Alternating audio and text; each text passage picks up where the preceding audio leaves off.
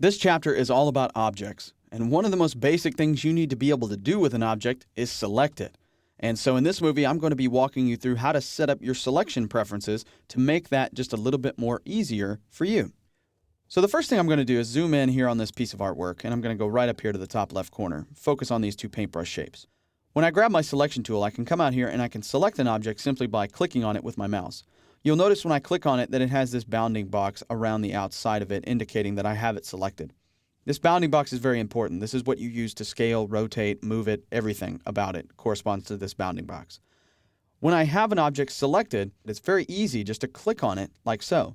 But if you have a lot of objects on your artboard, you might want to have a more precise way of selecting something.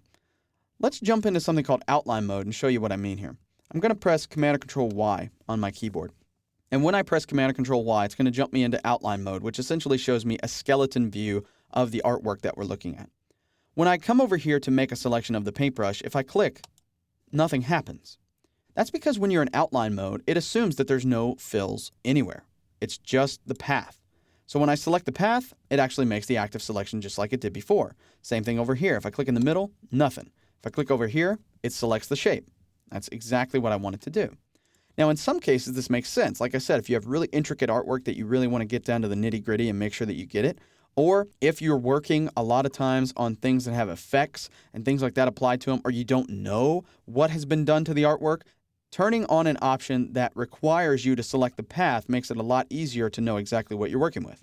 So I'm going to press Command and Control Y again to turn outline mode off. And let's go into the selection preferences. I'm going to go to the Edit menu on a PC, the Illustrator menu on a Mac, and I'm going to go down and select Selection and Anchor Display. And we're going to come right here to the very top.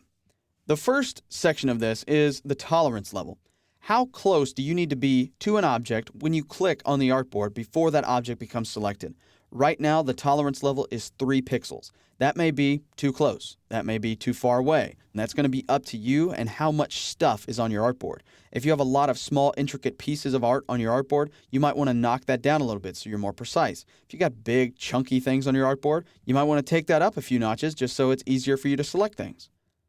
In the Object Selection by Path option, what you're basically doing here is making Illustrator perform like it's in outline mode all the time.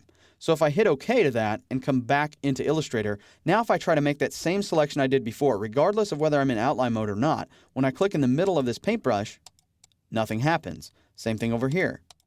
If I find the path, though, and click on it, then it becomes active. And I can be, again, within 3 pixels of the path and still make the active selection. Now, like I said, this is going to be handy in some cases, but not all. So you might not want Illustrator to behave this way. That's easy enough to turn off. Just hit Command or Control K to bring up your preferences again. Switch over to Selection and Anchor Display and uncheck the Object Selection by Path only. Once you do that, Illustrator will perform in its normal fashion. You can also choose whether or not objects snap to a point and how close to that point do they need to be. And then finally, Control-click to select objects behind. That means if you have objects stacked on top of each other, do you have to use the Control key in order to select those objects that are behind them? Finally, the last piece that I usually pay attention to in here is the anchor, point, and handle display. We talked about this briefly in the preferences, but I want to go over these again. If I wanted to change the way that my things are displayed, I could easily change that just by clicking and making this active. And as you start to working with paths, you'll develop your own choices for these. The only thing that I absolutely do recommend having turned on is highlight anchors on mouse over, because many times it can be very difficult to determine where the anchor points are in a given piece of artwork, especially if it's a piece of artwork that you didn't create yourself. So having this turned on allows you to easily find those anchor points and manipulate them to get full control over the thing that you're trying to edit. Once we're done inside of this dialog box, we're going to hit OK. And all of those preferences are now applied, and we can continue our work with making selections of objects.